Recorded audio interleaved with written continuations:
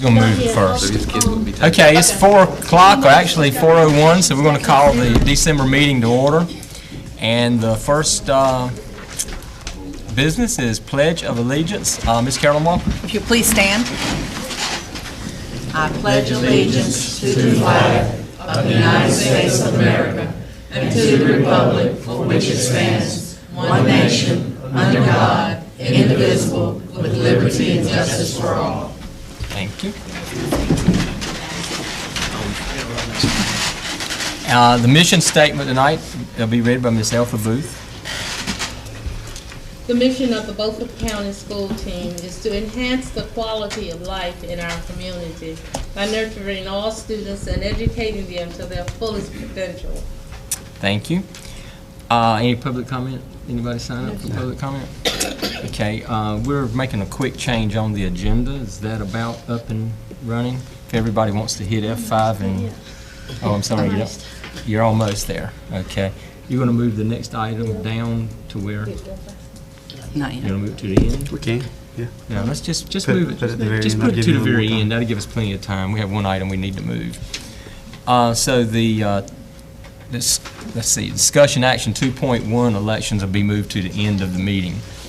So that'll carry us to the approval of the agenda with that notation that that item will be put at the end. Do I hear a motion to approve the agenda? So moved. Okay, Second. we have a motion and a second. All in favor, say aye. Aye. Any opposed? Okay, the agenda is moved with the elections to the end. And that carries us to the board minutes. Hopefully you've had time to look over those. They've been attached. And there's several. What's the pleasure of the board? If there are no conflicts, I move approval of the minutes. That's there. Okay, we have a motion and a second on those. All in favor, say aye. Aye. Any opposed? Okay, the minutes approved for the 30th and 23rd. And that carries us into Character Education Award, and Ms. Nicole is going to handle that, along with Mr. Bush Oliver.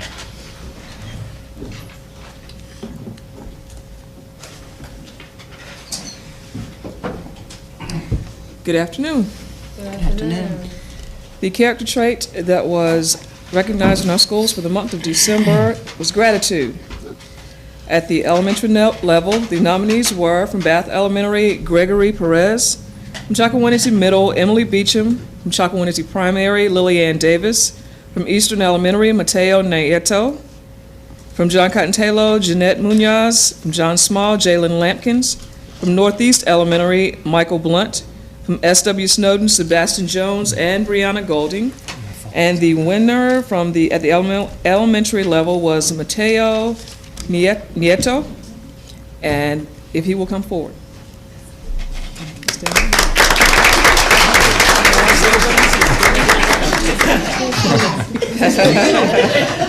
All right. Mateo is, am I saying that right? Is a kindergartner at Eastern Elementary. His mother is Maria Nieto Maria Ramirez, if she will stand. She's not here, but Okay, I'll see her. okay. And he was presented by his teacher, Miss Margaretta Johnson, if she will stand as well. And she wrote, Mateo is a well-mannered student. He comes in every morning with a smile on his face and ready to work. Mateo is very thankful for what he gets. On Fridays, the students are allowed to visit the treasure box if they have had a good week at school. One Friday, Mateo had picked out a pair of blue sunglasses and put them in his book bag. When it was time for another friend to go to the treasure box, they got sad because there were not any more blue sunglasses left. Mateo gave the student his sunglasses and picked something else out of the treasure box. Mateo still had a smile on his face when he gave the other student the sunglasses and picked a new toy from the treasure box. Mateo sure does have an attitude of gratitude. We say congratulations to Mateo.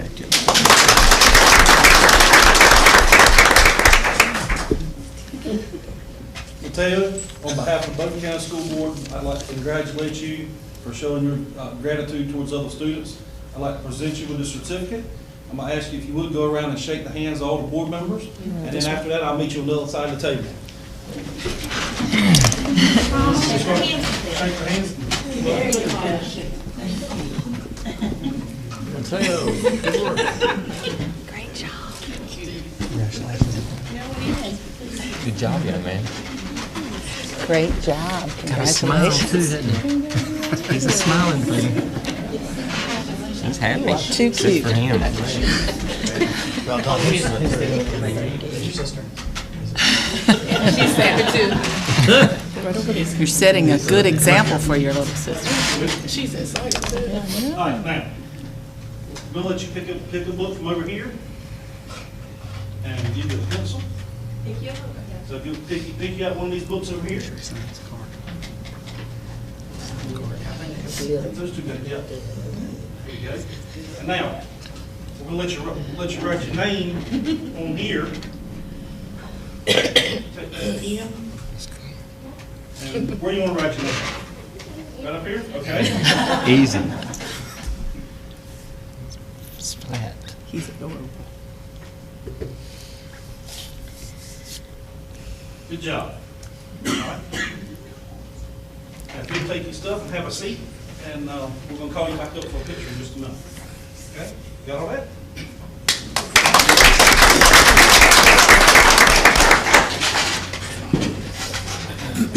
At the middle school level, the nominees were from Bath Elementary, Lillian Wallace; from Chakawinity Middle, Tatiana Gibbs; from Northeast Elementary School, Antonio Brooks; from P.S. Jones, Sharnice Hall; and from S.W. Snowden, Roderick Swindell. And the winner at the middle school level was Sharnice Hall, if she will come forward.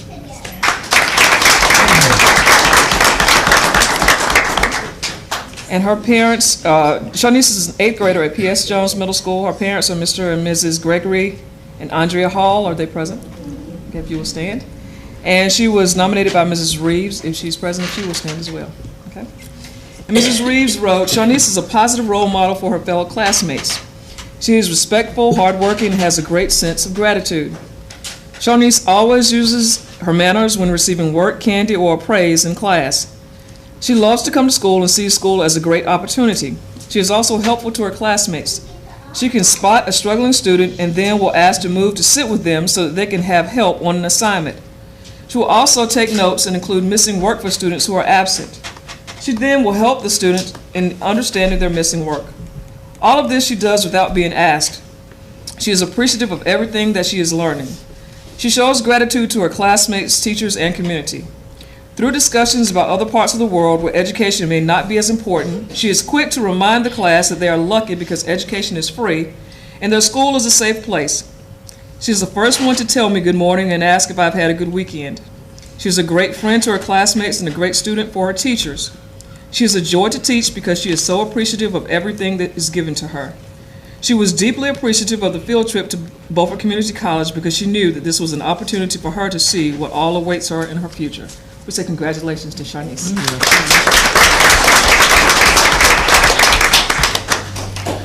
On behalf of Beaufort County Schools, I'd also like to congratulate you. Ask if you would greet the board members. I'll meet you on the other side.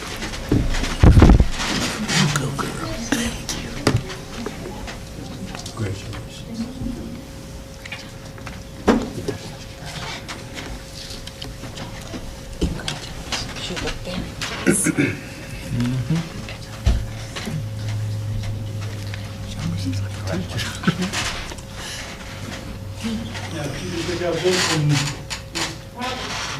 bottom shelf.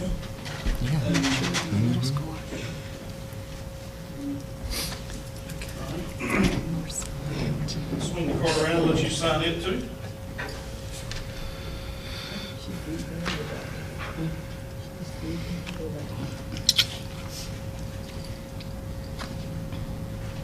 All right. You'll have a seat. Call you back up this month.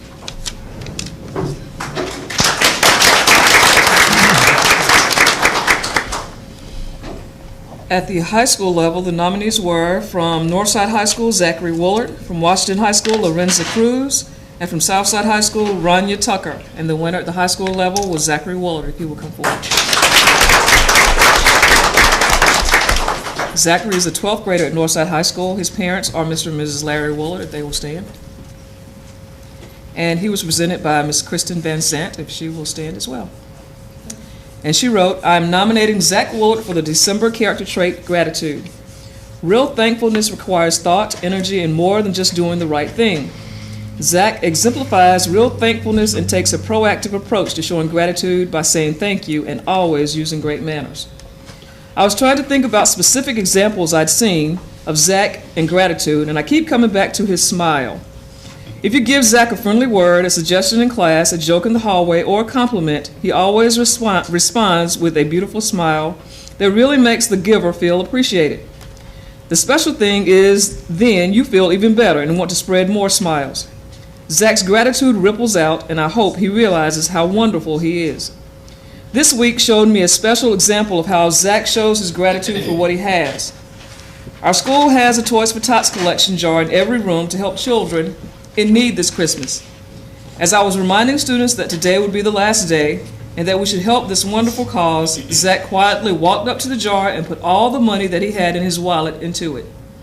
Gratitude is always meaningful in and of itself to both the recipient and the giver.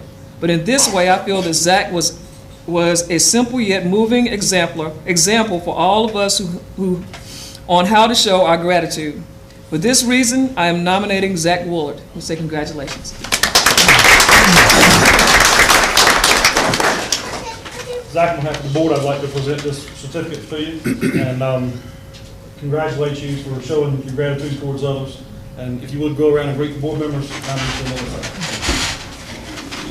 Thank you so much.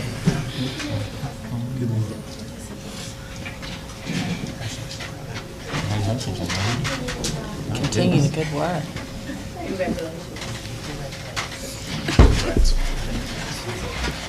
I'm going to give you this fancy Beaufort County School shoulder bag, flash drive, and a pencil, and we're going to let you deface our property. And you're not getting in trouble for it.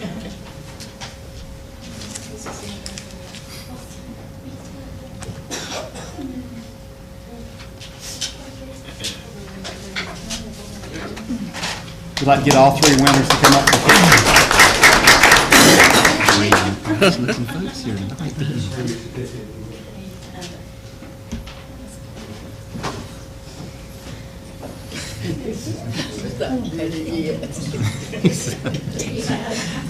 You gotta stand him on a block to get him up to them. Smile. There you go.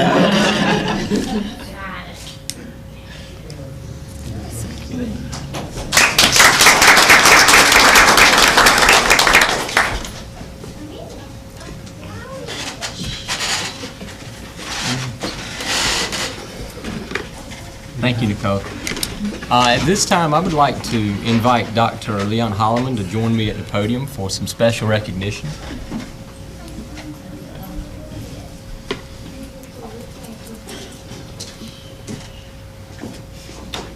Yes, I'm going to ask you because first we have a couple of things that we'd like to do.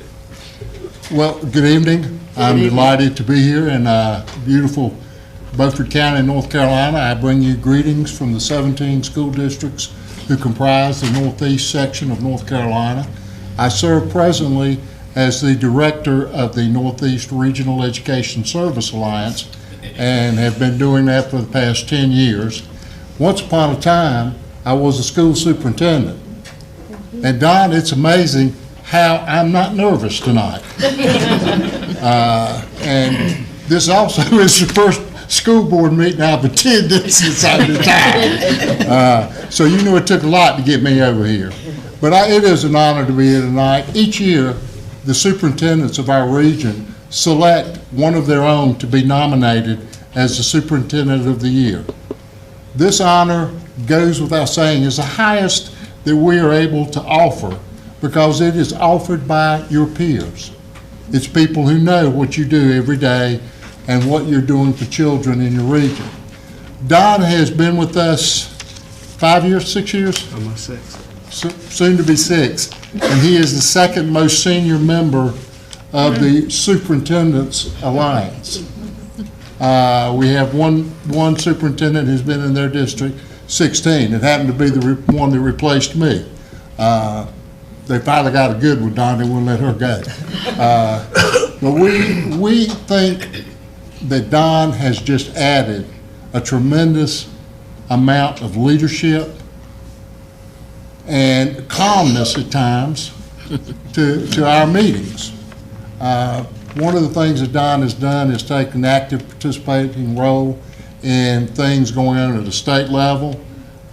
He is our go-to person if we need somebody to go to Raleigh. You know, everybody else, I think there's a TV show called Better Call Saul. In our case, Better Call Don. And we'll send him off to go work hard to try to get things done. But I won't take up all your evening because I think you got some oysters you're trying to get to or something like that. But this is Dr. Don Phipps, 2015 to 2016, Region 1 Superintendent of the Year for the Northeast Regional Education Service Alliance, and it is presented by the Superintendent's Council of said alliance. So Don, we're very proud to have you represent us this year and think that you stand for all that's right for boys and girls.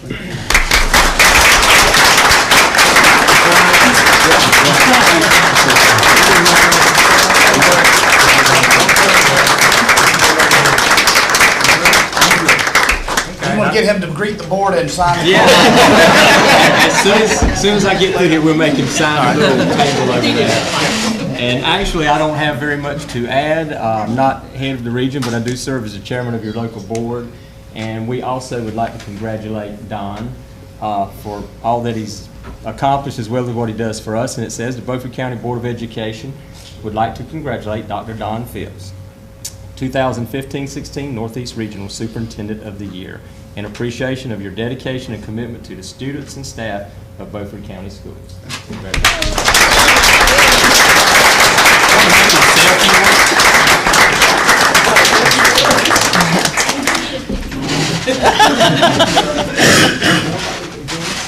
Could I mean, it'll only take a minute. Could I get the board to join us for a picture with Don real quick? Oh, sure. We'll take two. How about that? Take one together. Y'all take one of the board. I don't want to be seen at a school board meeting. That's it. You should feel honored he came to this. Yeah, I did. But if you're going to be seen, this is the board. This is the board to be seen. Okay. Ladies, get in the front. Well, you go for the red. A lot of reds. Yeah. Come on, you Christmas folks. Christmas ribbon. Can you see Mr. Diz? Please, let's. There we go.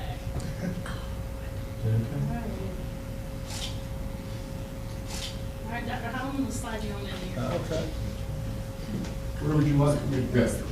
Wherever you land from your I don't have red on. Got it. Thank you very much. Appreciate it.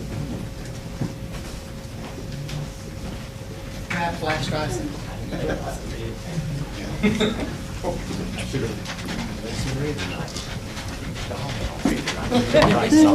Did y'all not get the memo? I didn't Lisa got it. I didn't get the red memo. Margaretta got it. Thank you all very much. So is that the end of the recognition? Yeah. Let's see. Okay, yes, that ends the recognition portion of our meeting. We usually pause just briefly to allow you, those that came for just that part, before we enter into our business. You're welcome to stay for the entire meeting. It really gets interesting from here on out. But if you don't want to, now's a good time. Thank you for coming. You can do whatever you'd like. Is this I didn't know that. That's why I always say it's never too You did a good job with This is your him. parents? You should have introduced them all to us. I didn't know that.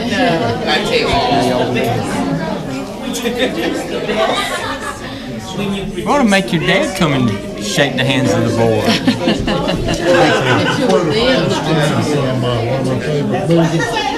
Yeah, he really should have with his mom and a family. Yeah, you should have got. Look, we need a picture I didn't of even know him that. with his Yeah, parents. why don't you get one with your parents? I didn't They're even, going to be there at the oyster room. okay, I didn't even know they were here. Well, sir, gonna be over there with your parents. We'll use my phone for him. We'll make a go. Yeah. No, I didn't know whose And with parents was. Nancy and Callie, too. He said he didn't know. I didn't realize y'all looked at that right after we started, actually. What a nice surprise. That was nice. That was. And I'm sure Dr. Holland was glad to go because they've had him hid in a room over here. Okay, I think everybody that's going to leave has left the building. We're good at clearing the room You know how to out. clean out a room.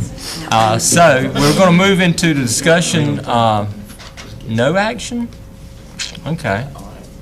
And first up is an audit presentation.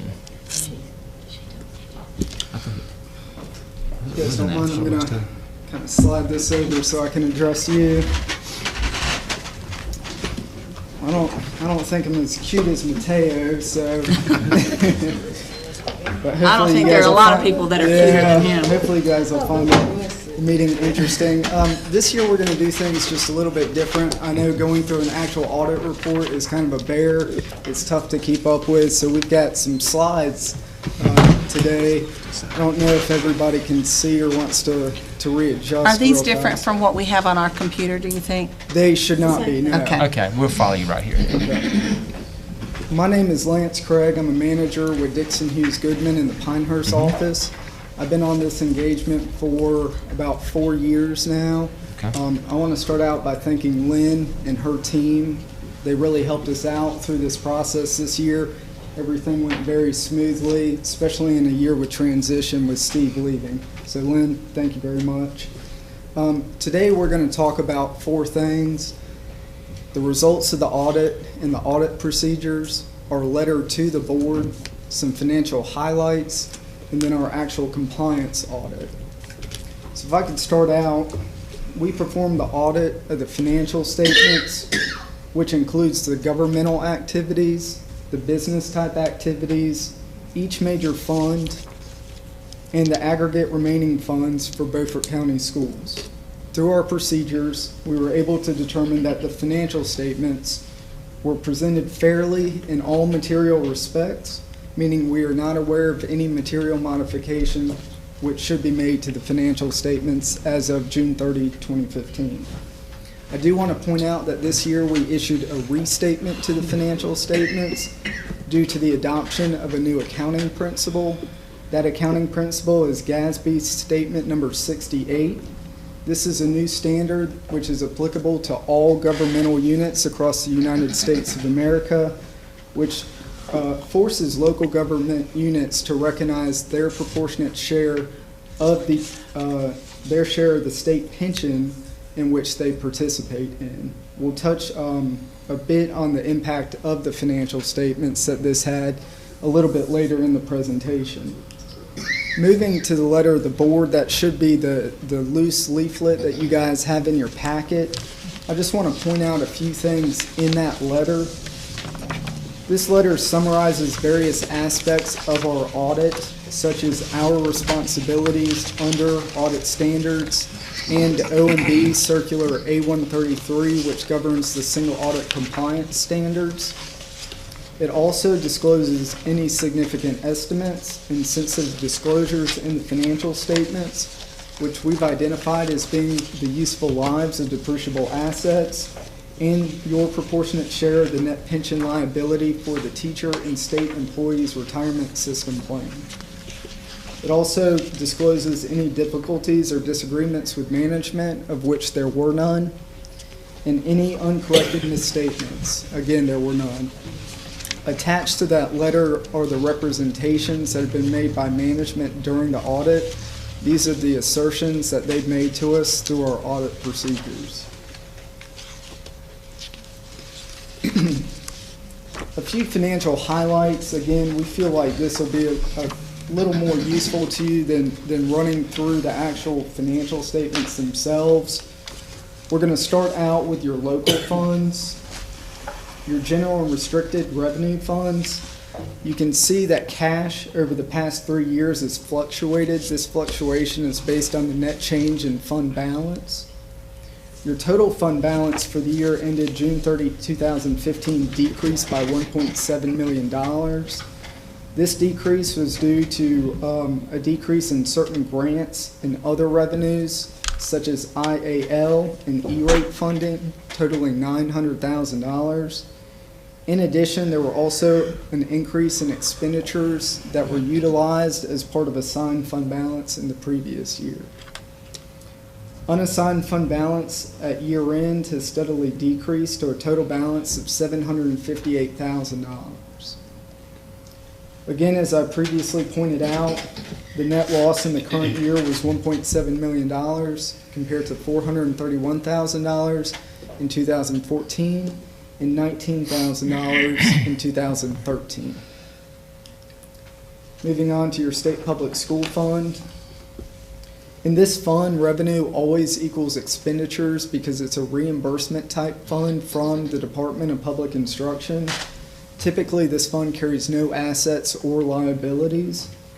You can see that revenues are up 4.7% in the current year compared to a decrease of 0.9% in the prior year. Additional revenues in the current year were used for instructional services, specifically salaries and teacher supplements. The Federal Grants Fund, again, this is a reimbursement type fund, so revenues will equal expenditures. Your current year revenues decreased 11.3% compared to a decrease of 3.4% in the previous year. The biggest reason for this decrease was due to the expiration of the bulk of the ARA Race to the Top funding. For Capital Projects Fund, you can see that cash has risen over the past several years from a low of $86,000 to $1.9 million, primarily due to the healthy county appropriations for capital outlay that you're receiving and the cost control exercised by the board.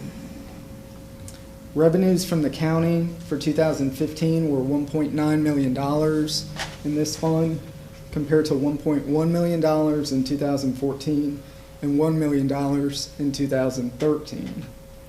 I want to point out that in 2013, the state issued Beaufort County Schools replacement school buses totaling $579,000. There have been no additional school bus replacements through fiscal year ended 2015.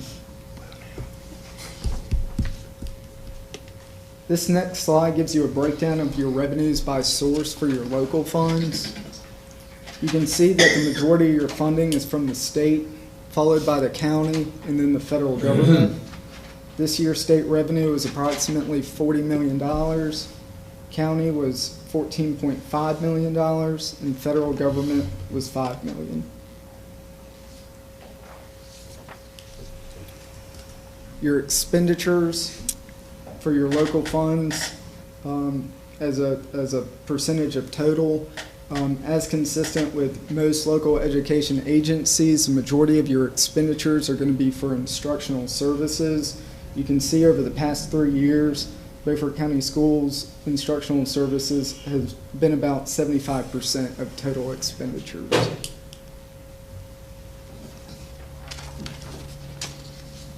This next slide is going to give you a visual presentation of your fund balance in your local funds. Again, I want to point out that unassigned fund balance has decreased from $2 million to $759,000. Additionally, $1 million has been appropriated for the 15-16 budget. So if your budget comes in consistent with, or if your actual comes in consistent with your budget, you're looking at only $759,000 of available fund balance to appropriate for the 16-17 year. And again, for your fund balance, this is going to give you an overall idea of the health of your fund balance. Most governmentals look at fund balance as a percentage of expenditures. In this case, your total fund balance is a little over 1.5 times monthly expenditures, hovering right there around 13%. But your unassigned fund balance is below 5% of total expenditures, indicating that you have about 3/4 of a month of expenditures in reserves. This is going to give you a snapshot of your food service fund. You can see through this graph that school food service has been pretty consistent over the past 3 years. You can also look at this graph in conjunction with this next slide, which is going to give you a breakdown of the numbers. School food service cash has consistently been between $700,000 and $950,000. Also, revenues have been consistent around $3.5 million, And although food sales have dropped over the past 3 years as a result of decrease in participation, the federal government has picked up this drop to keep you even.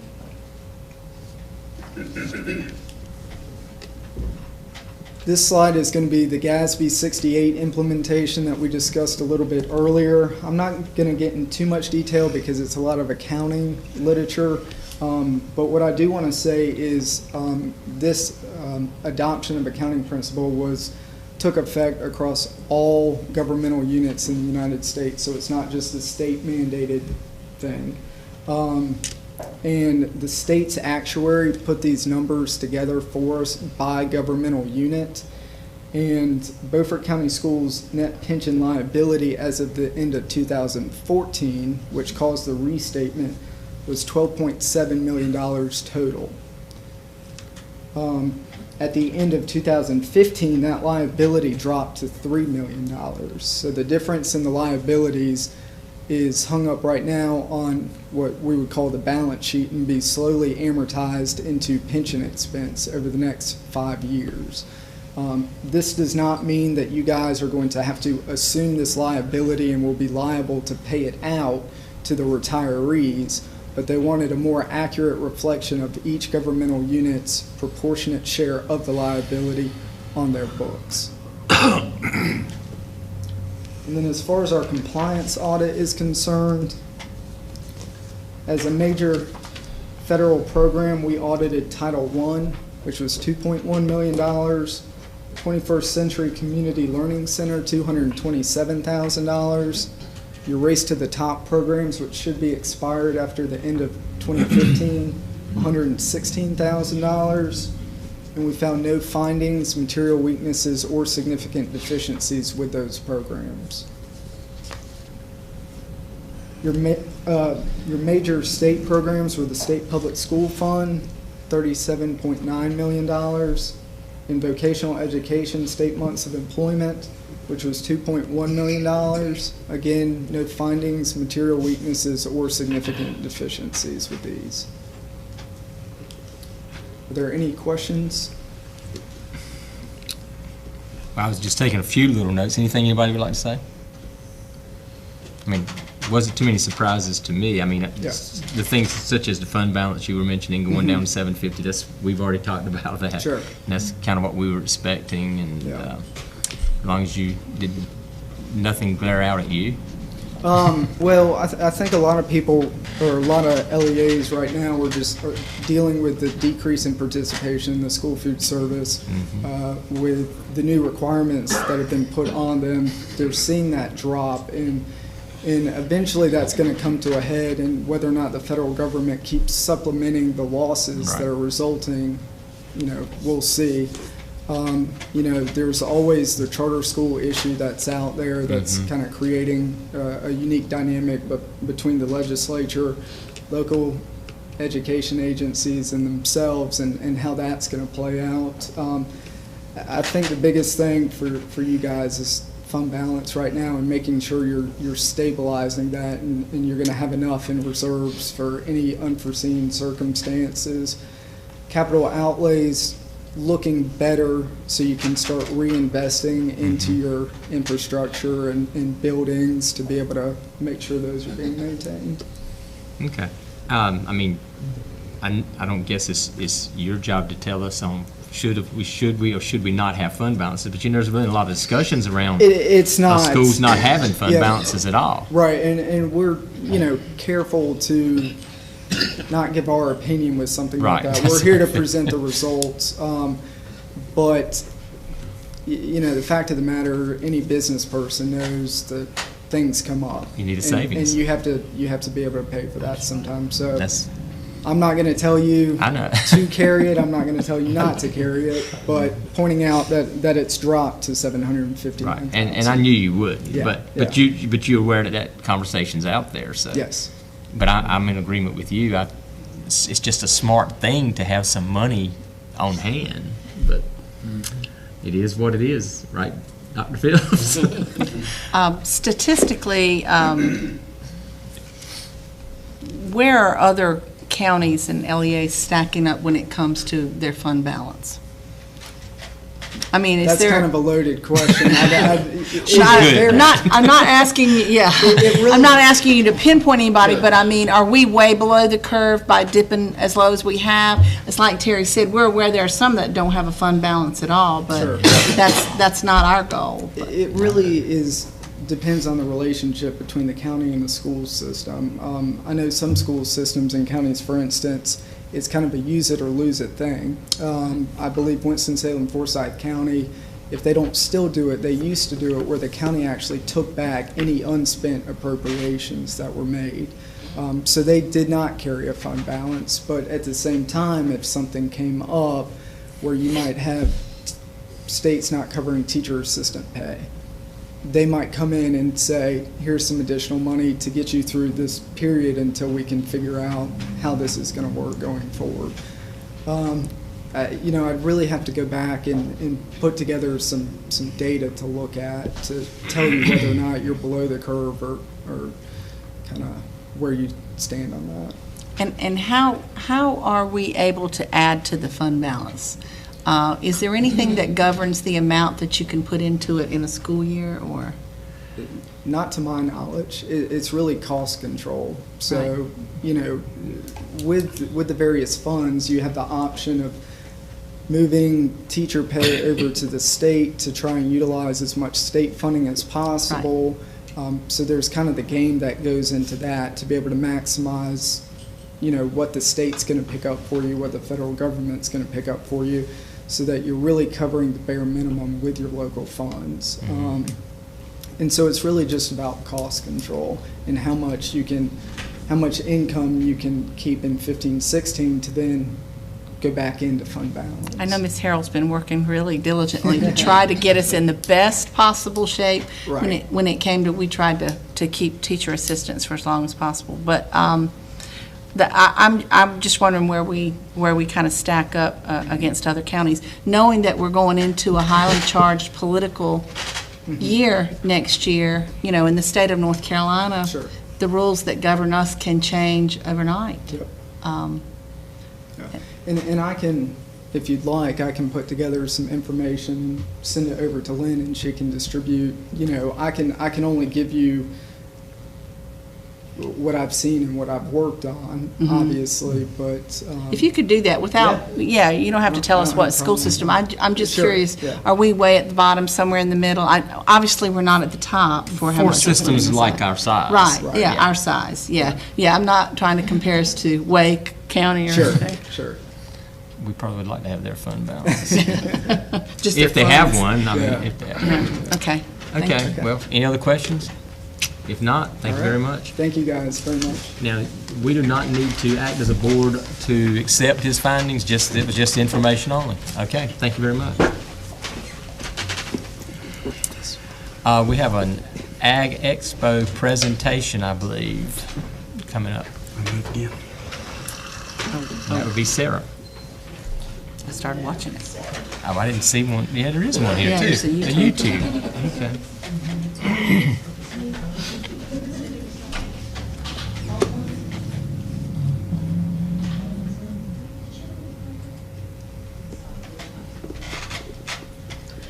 All right, thank you. Sorry.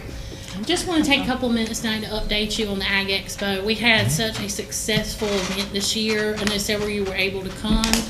And I also wanted to do it so our listening audience at home would be able to get a little bit of an update. This year was our third year overall. First 2 years, as many of you know, were at Northside, just as the Beaufort County Ag Expo. With the support of people like Farm Bureau and a supportive internal team, we decided to take a leap of faith, expand it to a 7-county event so we could benefit more students, because we saw the benefit that our students were getting from the event. So we went forward, and thankfully, a Farm Bureau from Beaufort County has been with us since day one, and they set such a beautiful precedent. The other 6 counties that came on board this year, which are Bertie, Hyde, Martin, Pitt, Terrell, and Washington, each of their Farm Bureaus joined up equally. And so we're very thankful to them, because they're the reason we could continue this. Our premier sponsors this year were East Coast Equipment, BB&T, Potash, Ag Carolina, and the cooperatives from the electric cooperatives of Eastern Carolina, which was a 3-county group. So, and they were all $1,500 or more sponsors. Not to mention the other sponsors, which were more than 50 sponsors that we had this year. And this is just a quick look at the whole group of sponsors. The great thing about this event, there's a place for all size sponsors. If they can get, we had a $30 check, which was our very first donation this year, which was equally as exciting as a $500 because of the heart that was behind it. Just a few pictures while I'm going over some things. We got to say a big thank you to Steve Griffin and Mac Hodges enrolled with Farm Bureau, but especially to Dr. Phipps for his support because he's bought into this and helped us all to buy into it. So moving to the Ag Center was no small feat. It was actually very scary at times. But we have to give credit also to the staff of the Bob Martin Center, Durwood Taylor, the event manager there, or the facility manager. Without their help, they kept us from making a lot of mistakes we would have made just not knowing the facility.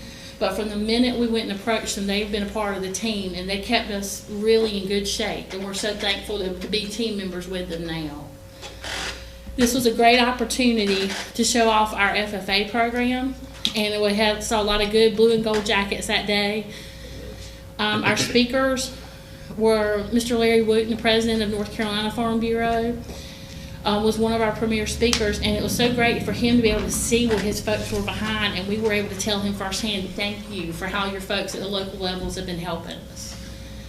We have Steve and his son Archie here, who are two of the most humble people in the world. They would really not like me doing this right now, but their dedication, and I see it in Archie's eyes. I fully believe as long as we're able to keep this event up, Archie will be right there when his dad has to step out, if that day ever comes.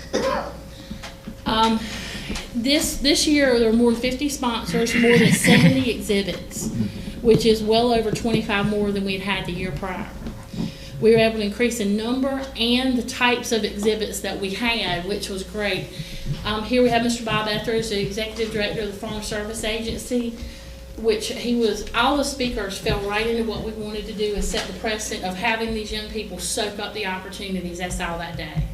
That's what we wanted them to do, and we really feel like the speakers helped do that. The day quickly became about relationships, and this is one of our Farm Bureau members from Beaufort County with some of the exhibitors. The relationships became within the Farm Bureau folks. The Farm Bureau folks from each of these counties getting to interact with our young people, with our staff members. Ag Carolina, we work with our FFA teams now to work on personal finance through the FFA program. Farm Service Agency has said, tell us what you need. Whatever you need, we love what you're doing. They were so supportive. So we've made these relationships now, and a lot of our new and returning exhibitors were a big part of it. This was a great thing. We had state level, regional, national level people, all different types of opportunities that our students may not see. We got to see a lot of good media coverage as well.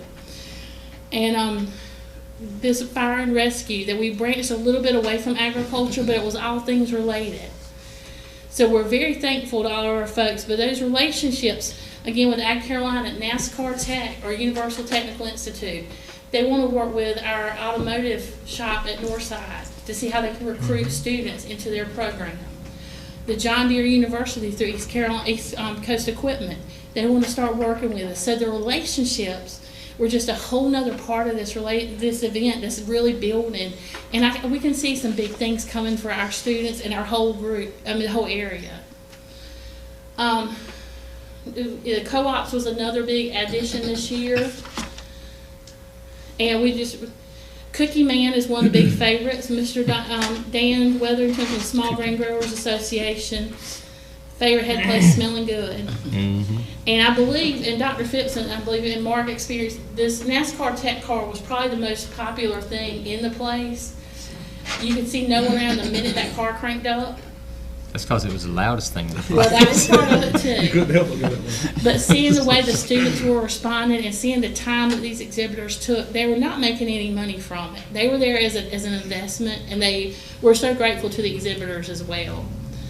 So wildlife officers took a big part. Coming soon, the Northeast Ag Expo will have its own website, so it will not be intermingled too much with our schools, so people can get to it more readily. And we got a little video we want to share with you. some of you may see it, the Farm Bureau magazine did a coverage of the event and did just a super job. So we're going to play that quick little video for you now.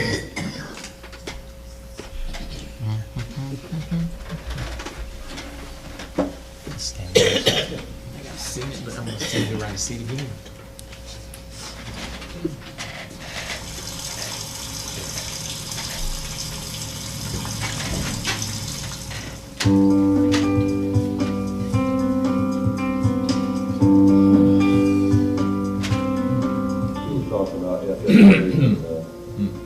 In the county and how we could enlarge the population of all the students that study FFA. So we were looking at bringing all the FFA kids together for a meeting in the county.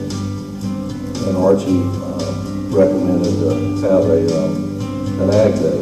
So we decided to bring them all together and let them intermingle with one another and learn about FFA personally. And the first year, I think we had 400 kids, and it was held at Northside High School. Really big hit. So the second year, we decided to do it again, and we had 600 kids. And we had teachers from surrounding counties to come in, and they saw it and they were interested in it also. So this year, 2015, we call regional. We've got a 7-county area that we're pulling from, and we're going to have it at the Bob Martin Center with about 1,600 kids.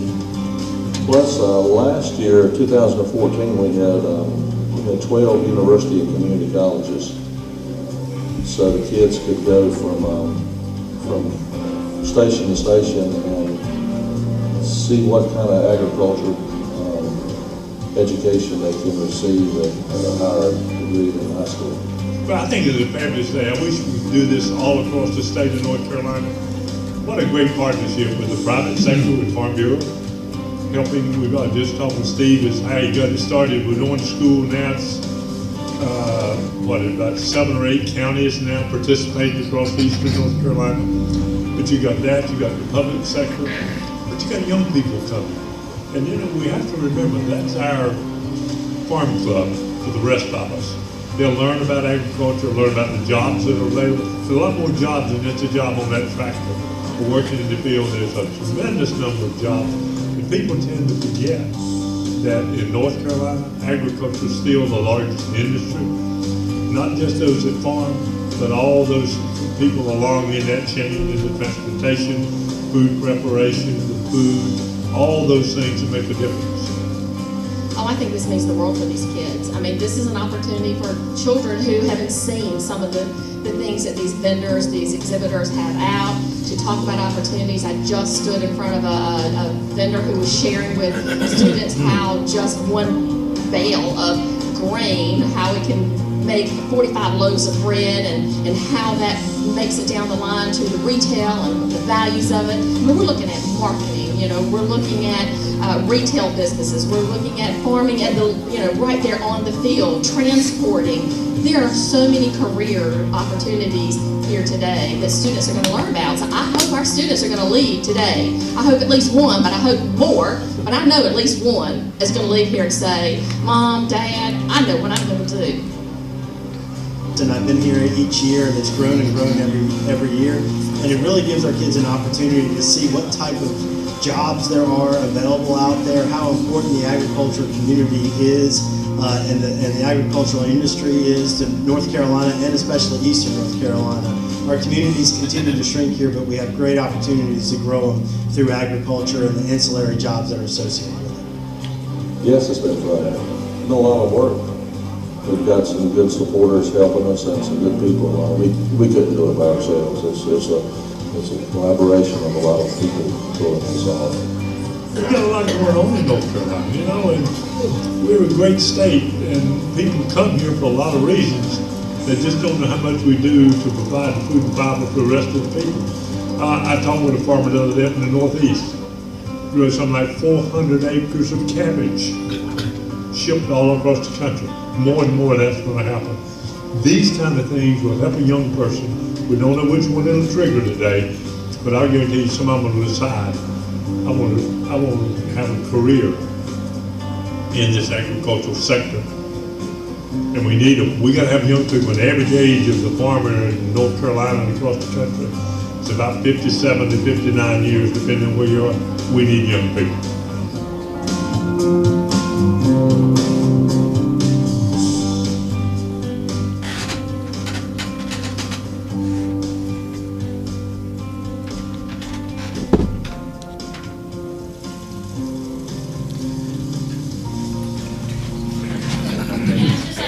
Personally, I've been with the district about over 12 years now, and I've never been any more proud of an event that we've been a part of. It's so great to work for a district that sees every child's next step is not going to be a four-year college necessarily, and we have to prepare them no matter what that step is. And I think this event is really be in the right direction to help do that. Thank you all for your support, and any questions I can answer for you. Great job. No, just thanks for all you do and everybody else, because like I said, it had to be a tremendous amount of effort that went in to put it together. Saw a lot of yellow shirts walking around that day. It was a good time. Yeah. On November 3rd next year, the date is already booked, so mark your calendar. What date was it? November 3rd. November, okay, all right. We're going the week before Veterans Day this year. Okay, moving up a little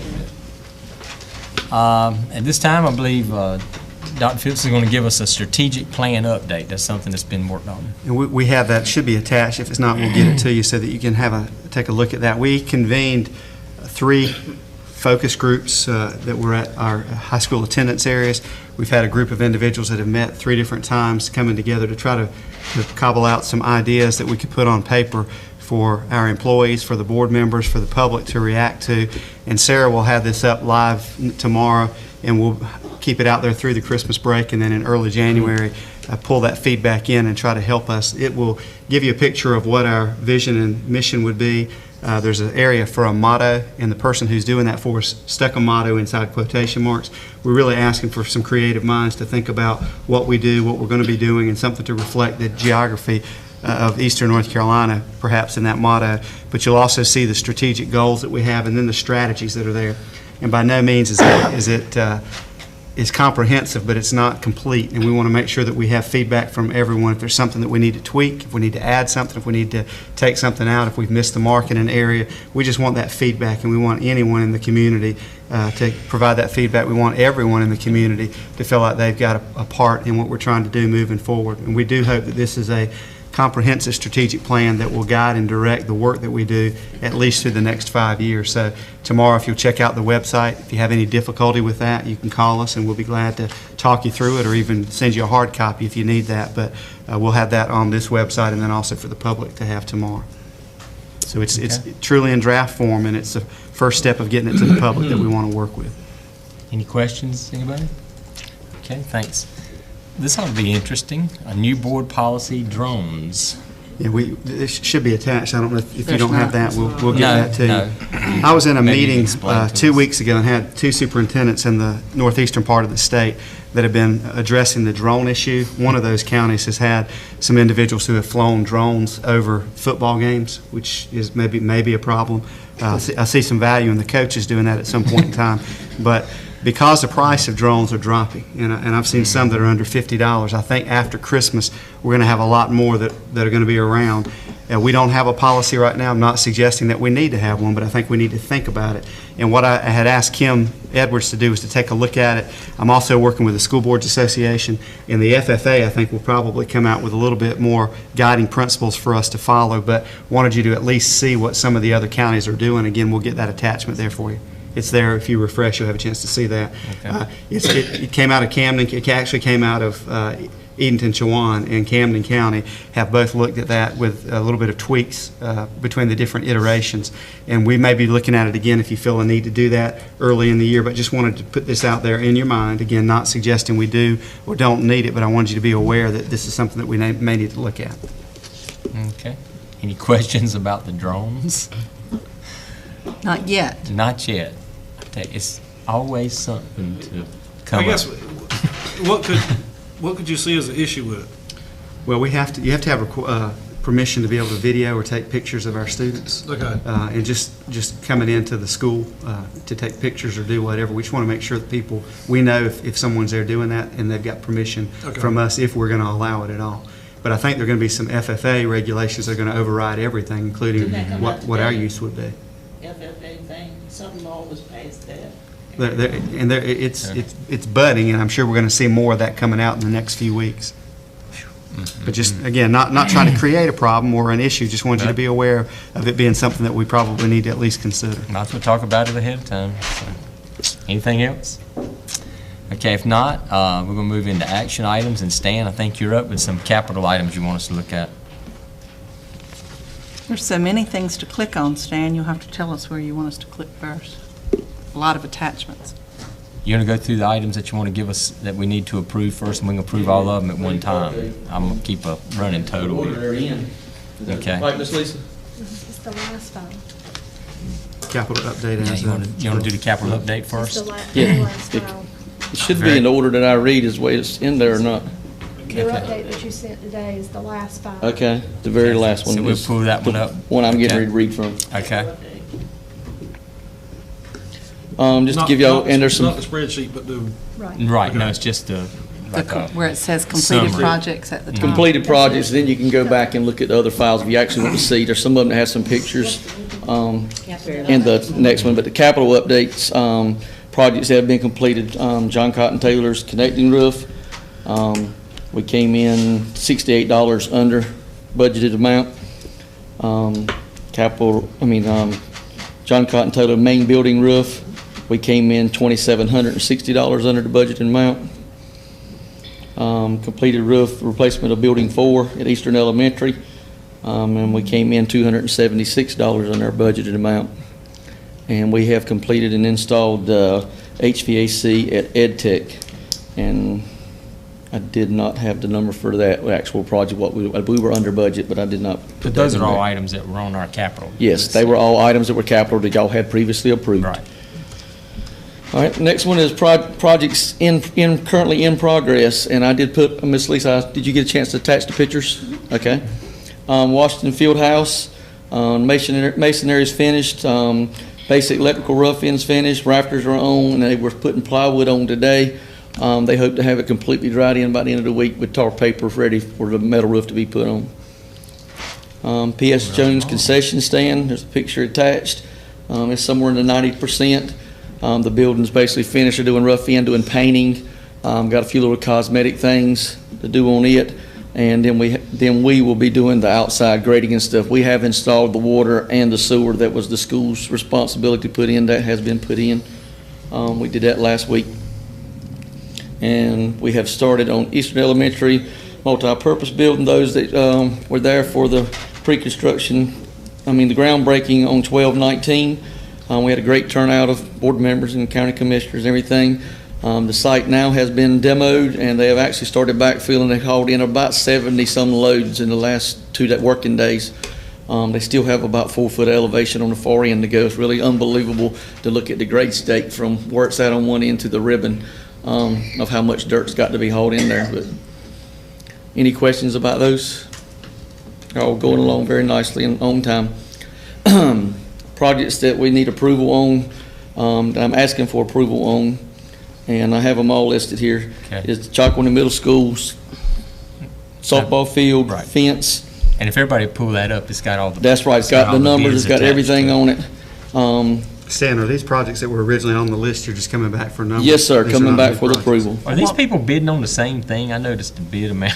Yes, sir, I give them specs, poles, the whole 9 yards, but they're out there. Some of the contractors got a lot of overhead, and the contractor that's on this, you're probably looking at the fence ones are the biggest difference. That was a huge. The Clark and Son fence is a 2-man crew. Because when I read them, it looked like they were all bidding on the same project, but the amounts were I actually all wrote a spec list, poles, gauge of steel, gauge of mesh, gauge of top wire.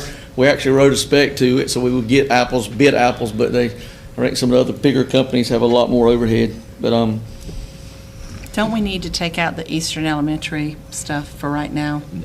we'll get to that. We'll talk about that in a We'll talk minute. about Yeah, we'll that talk about it in a just minute. second, yeah. The PS Jones 4-foot fence, that's a fence that's previously approved, and that's to keep the people from vacating. Yes, sir? Back up, the CMS fence. Okay. The one you're actually recommending is Clark and Son, is that what you were saying? Clark and Son in the amount of Okay, I just wanna make $2,653 plus the tax. Gotcha, okay. And we had $5,000 budgeted, so we're Right, under okay. budget. The PS Jones fence, there's actually 2 items there listed. We broke them up into 2 because we originally had planned to do them at separate times. But they're still the same project. I'm recommending that we go with Clark and Son fence on the pond end for $2,161. And the fence on the other end is $4,288 plus tax. I mean, the total is, excuse me. Fence on the pond end is football field is $2,127, and the 6-foot fence on the pond end is $2,161, which brings the total project construction amount of $4,288 for Clark and Son, and we had a budget of $6,000, so we're under budget there. We're gonna skip over Eastern. South Side's cupola, repair of the final 6 cupolas that had the defective boarding and stuff under the windows. It came in at Glass Tech at $7,834, and we had a budget of $36,000. Wow, the Say discrepancy again. there. Yeah, say that again. My goodness. What they plan on doing is reusing all the glass and everything and just replacing the wood. When we did the first, after we completed the end of the ones last year, we found out the way they had originally done it, and we could actually, all we have to do is replace the fiber. They put what is the particle board, the real cheap stuff anyway, particle board underneath the windows, and it's basically replacing it back with hardboard and putting a 2-inch piece of flashing and put our windows back in there. All the windows are fine. We inspected all the windows, so the only thing we'll basically be doing is taking them out, reflashing, and putting them back. So did that original, what we budgeted, include Was replacing the replacing windows? glass, and we did not find any defective windows up there. They're all in good shape. It's basically just the installation. They were put in poorly in the original construction. And that was for glass tack in the amount of $7,834. PS Jones expansion joints, that's for 5 joints. It's ProTech Construction, I think they're out of Raleigh, and $6,475, and we had a budget amount of $12,500. Refresh me, where is that going? Where do they need expansion joints? They're in the hallways where the connecting hallways join the building. There was not any originally put in, and the floor keeps cracking there. If you look on the back hall, there's probably an 1.5 to 2 inch gap where the VCT has fell in, and we keep. Yeah, I've seen that happen. I know why that happens, but was that, did Wimco build PS Jones? I don't know who built it. When we walked prior to me. when we Anyway, it was poor construction originally. The school right across the street has them in it. Well, that's what I sort of All saying. the We walked connectings. those, some of them had them in them, and then you would get one that didn't have it in it. PS Jones didn't have Which any. made no sense. Yeah, I don't understand. And they were on the that. plans. They just, no construction management. They didn't get put in. So they were on the original plans? Yes, ma'am, they're on And the were they plans. paid for, as if they Pretty were sure put they got in? paid for. Is I there wasn't no, here. is there no recourse? I wasn't here either. Not this far out. Okay. All right. That is what I have that I need approval, and we're going to talk about Eastern. Okay, so we're going to skip over Eastern for now. Yes, sir. Okay, so the ones that we're looking to approve, just to refresh everybody's memory, is the CMS Fence Clark and Son, PS Jones Clark and Son 2 projects, Southside Glass Tech, what you just explained under the budget, and PS Jones, the expansion joints. 4 items, yes, sir. Those are the items we need approval. Any questions about any of those? Second. Okay, we have a motion and a second. Any discussion further? If not, all in favor, say aye. Aye. Any opposed? Okay, all of those are approved, stand. Now, explain to us Eastern. We can talk with you a little bit about Yep. what we're dealing with there. You all may recall that when we went through the capital budget planning and coming to you all with projects, one of those was to enclose the bathroom pod so that students would be able to go in and out of that building and not have to go through the elements and whatnot. We had a price tag of $62,000 on that, and then another $20,000 set aside for the heating and air conditioning to condition that building. So there was a total of $82,000 if you add those two together. the commissioners, we found out when we did the groundbreaking, had a conversation with them after it was over with, they had earmarked, allocated $300,000 in the current year's capital to be used specifically for the enclosure, but they wanted more than just that bathroom pod enclosed. They wanted the 2 pods that go to that bathroom pod, so it really would be shaped like a U. So if you come out of one of the pods, you're in an enclosed area, storefront kind of an area, and you could go into the bathroom. We don't think with the numbers that Stan has that it's going to cost $300,000 to do that, but because that money was earmarked for that purpose specifically, what we wanted to do was to present to you tonight a plan that would put on hold a couple of projects that we have to make sure that we're holding in reserve the full $300,000 amount, and then once we get the projects done at Eastern, then we can come back and we can say we were on budget, we don't have any more money, or we came in under budget and we've got this amount of money to spend, and then we can start doing those projects again. So not taking anything off permanently, but putting some things on hold until we could get this project finished. And we've been fortunate because we've had a very mild season. And what we'd like to do is to have something taken care of as quickly as we can, hopefully by the time students come back from the Christmas break, at least to have that area in front of the bathroom closed off. And it will be a storefront, with Stan can explain that to you, but you're basically talking about some light structure and then some type of an enclosure, and it's going to create heat, it's going to sweat. We got to deal with all of that in terms of the environmental controls. And you're also closing in a courtyard area, so we've got to make sure that the drainage is not going to become a problem right now. So what we're looking at is asking to put on hold enough projects. Really, we need $212,000, because if you add the 62 and the 20, that gets us to 82. So we need $218,000, and then we'll come back to you after we get that done to let you know how much we had left over or what the situation is in terms of the overall dollar amount. Right, because as the bids start coming back in, we're anticipating we're probably near the $218,000. But we don't actually know till the bids start coming back in. Trying just rough numbers, Friday and today, I come in like 105,000 total project. Yeah, it shouldn't is be, what rough numbers, and that was calling air conditioning folks and doing square footage, calling in some grading folks to see what we had to do because we had a tree in there, a right good sized tree that's probably going to come out because it's going to cause a lot of drain problems if we enclose that courtyard and we have a 2-inch rain. We've got to increase the storm drain size so we can handle the water that would fall on that amount of ground inside that building.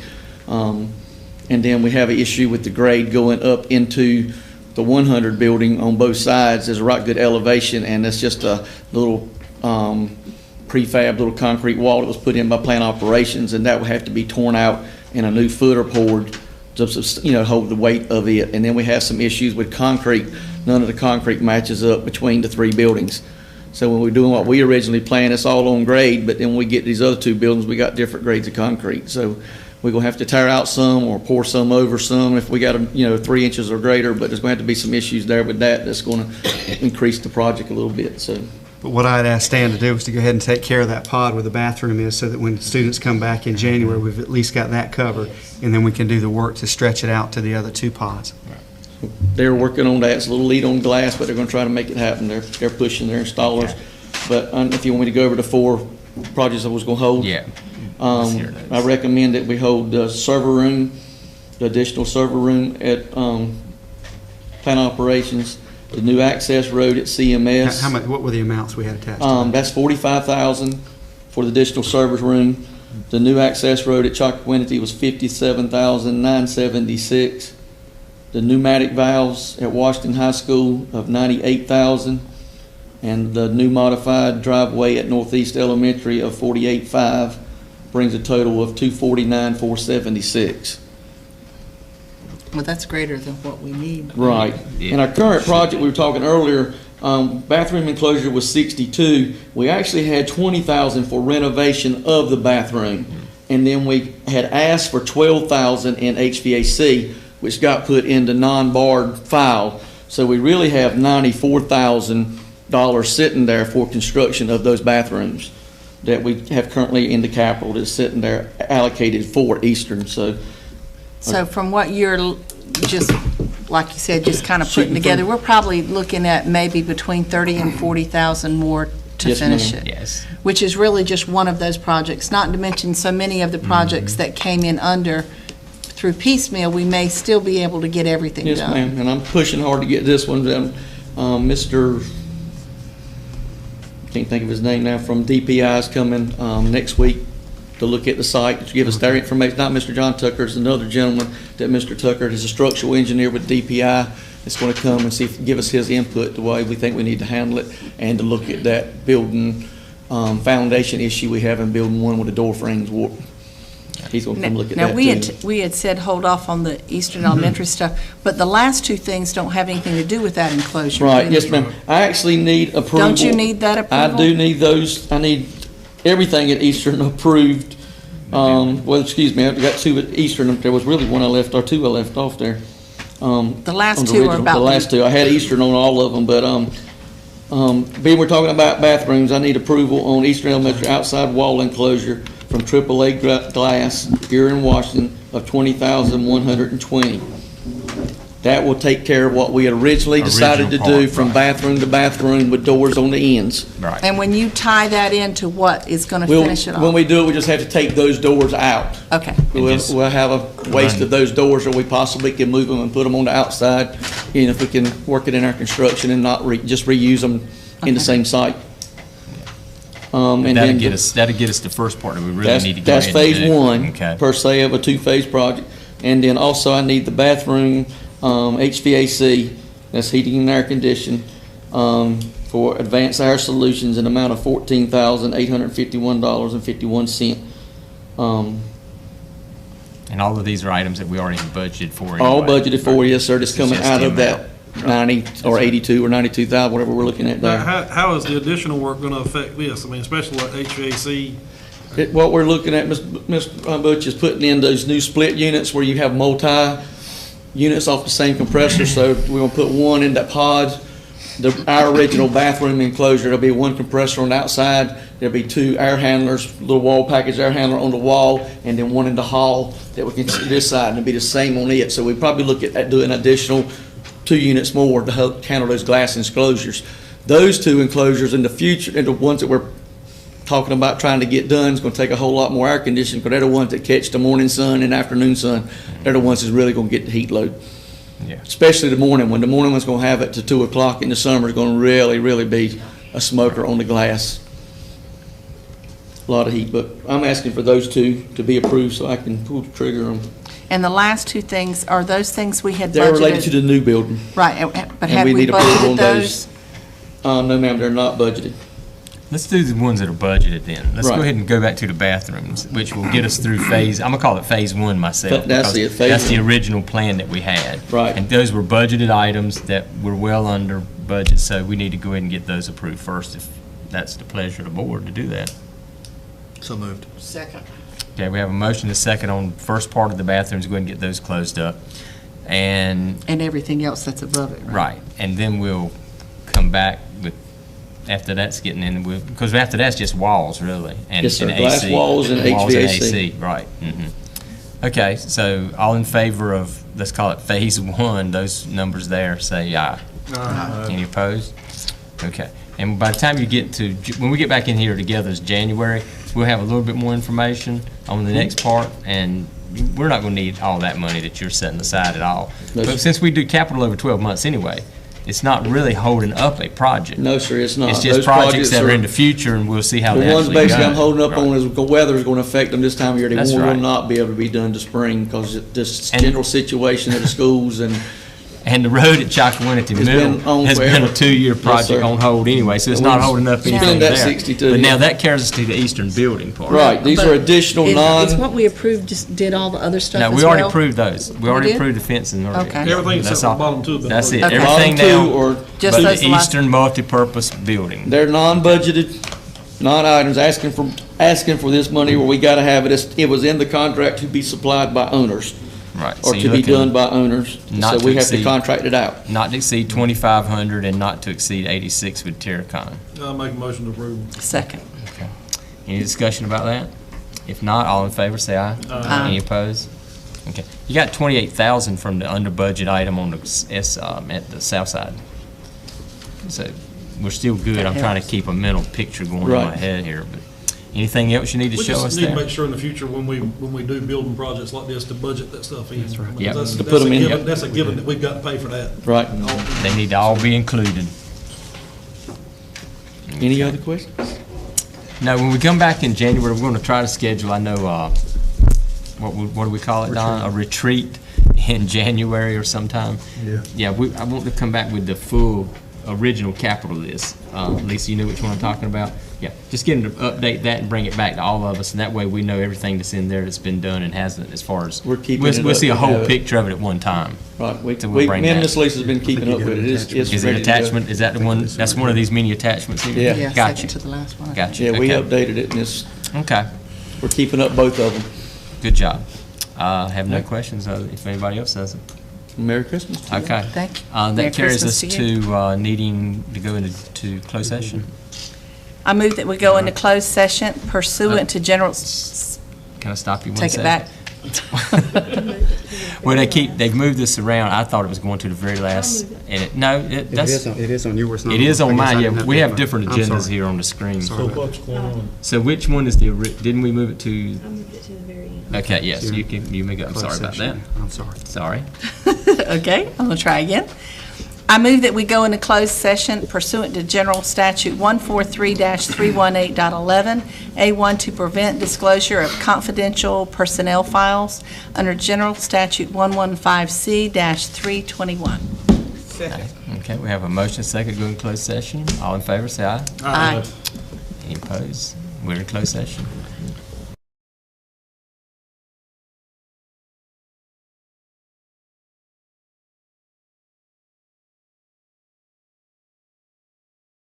We're back into open session, and if I open up my agenda, I'll know what I'm doing. First order of business is to approve the personnel agenda dated today's date that we just had a look at. So moved, Mr. Chair. Second. Okay, got a motion and a second.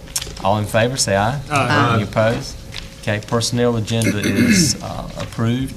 Now that brings us to board elections, and I think Don's got some information from Matt, so I'm gonna back out of this. Mac has been in Green Bay traveling, and called earlier today and said he may have a hard time getting back. I asked him if he wanted us to move forward, and we were trying to give some time for him to get here, and he said he didn't want to hold up the elections and for you all to move forward, so if you're okay with that.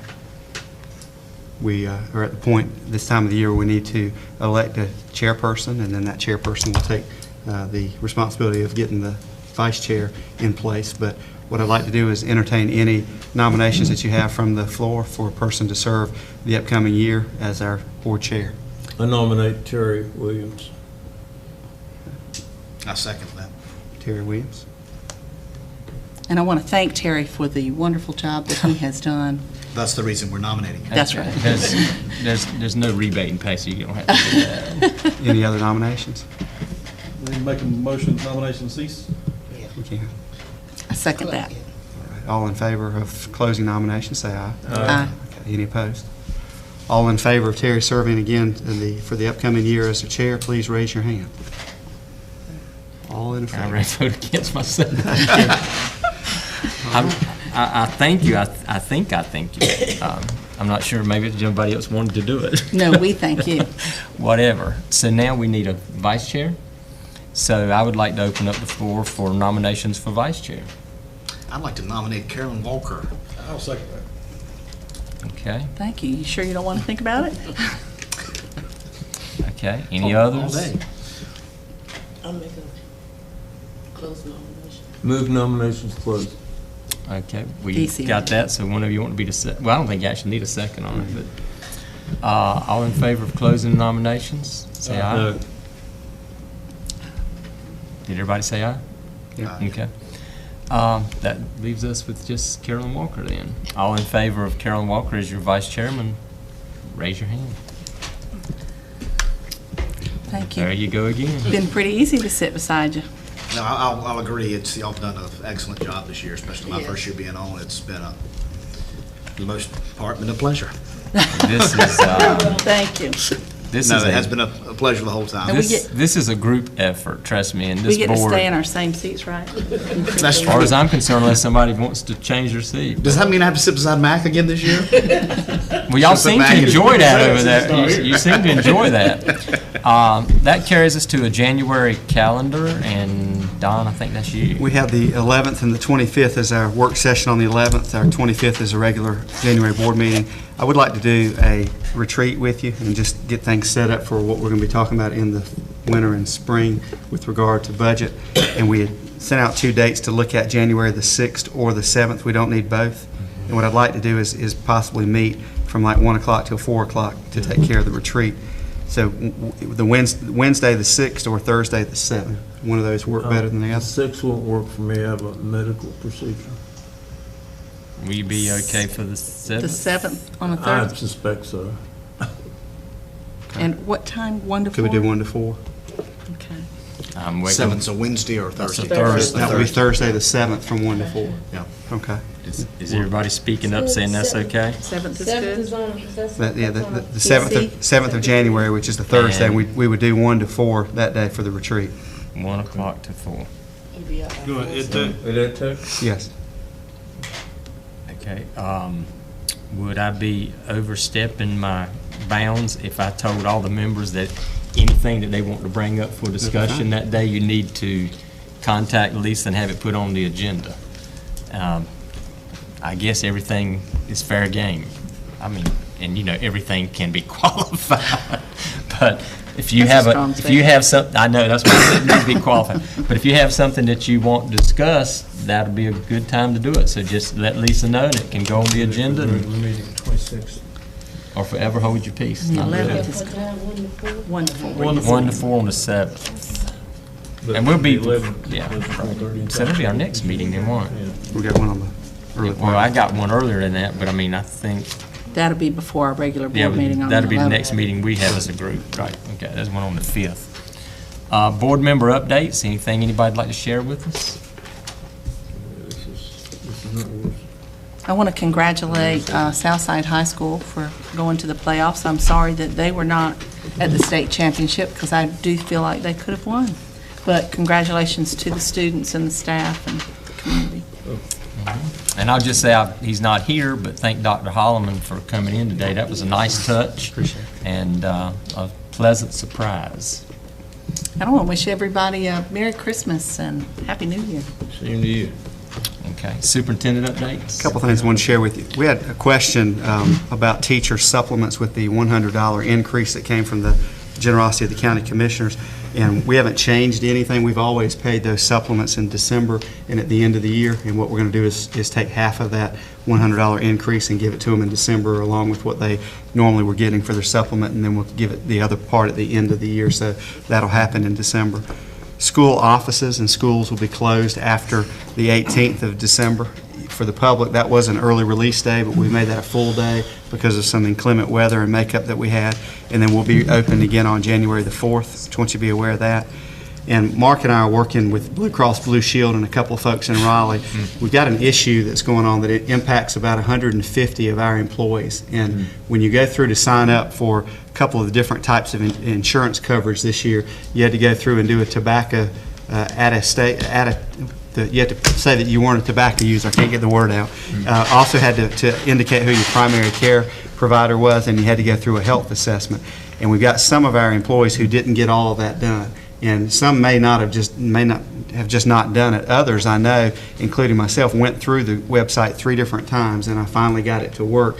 We've had some problems with the website, so we're going to be meeting. We've been told to be on call on Wednesday to go to Raleigh to meet with the folks from Blue Cross Blue Shield. I talked with a neighboring county. They have 500 employees that are impacted. So across the state, there's surely multiple thousands of employees. The concern is that there's a credit that you get for each of those, and if you don't get that credit, you have to pay more each month for your health insurance. The health assessment piece, they were backlogged, so we knew that they were going to work on some of that, but there's some other issues that we want to have resolved, and we're going to ask for a couple of forms of relief, and I don't know what we're going to get, but rather than just sitting back and not allowing anything to be done for our employees, we wanted to pick up the cause and see what we could do, so we're going to be working on that. And then just something else for the board to be aware of. I don't know where this stands right now across the state, but NCAE and PENC donation, or not donations, but membership dues may not be able to be taken out of checks anymore with withholdings because of some requests that have been made at the state level that those organizations have not done yet. So if you get phone calls, that's something that's happened at the state level and not us, but it could impact some of our employees with regard to some of those membership dues and things that they have taken out of their check. So just be aware. The state bonus Has that already been paid out? State bonus was dictated to us when it was paid. It was paid in early December, and that has been done. That was $750 for all of our employees. So our employees should be getting their check, their bonus, and their supplement this month, so. That'll come in their December check, or it came in their November check? It already, the bonus was done. The bonus has already been paid, That's what I thought. As a separate check. That's right. Mhm. They should have received it December the 7th. Last Okay. week, yeah. But the supplement comes with their regular check. Yes, Yeah. that's correct. Okay, anything anybody else has to say? If not, I'll make a motion to adjourn. Second. motion and a second to adjourn. All in favor, say aye. Aye. We're adjourned.